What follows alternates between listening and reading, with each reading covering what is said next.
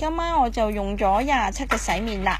佢真係好好用。其實佢用法好簡單，咁佢可以用刮嘅方法啦，刮大約1蚊咁嘅份量，咁放喺呢個掌心入邊，加少少水做乳化，咁之後呢，就可以上面按噶啦。咁其實呢，呢個洗面膏入邊呢，有洗面啦，同埋落妝嘅配方，所以佢係其實可以落得好乾淨嘅，同埋咩皮膚都用得，敏感性皮膚啊或者皮膚好乾嘅都可以用。咁其實佢係連眼啊連嘴啊都可以落埋嘅，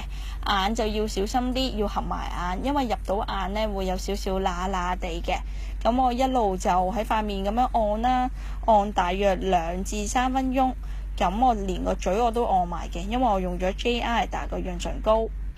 咁之後呢，我就會攞一塊乾淨嘅棉花啦，咁就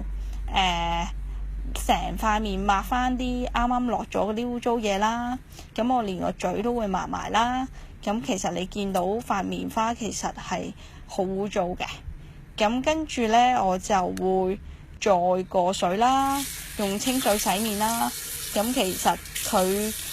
實呢個洗面膏入邊呢，因為佢個成分呢有呢個竹粉末啦，其實係有效咁去到角質嘅，同埋佢入邊會有紅沒藥醇同埋洋甘菊嘅萃取物啦，所以佢可以做到鎮定同埋舒緩皮膚嘅。其實你見到我用棉花抹完之後，其實係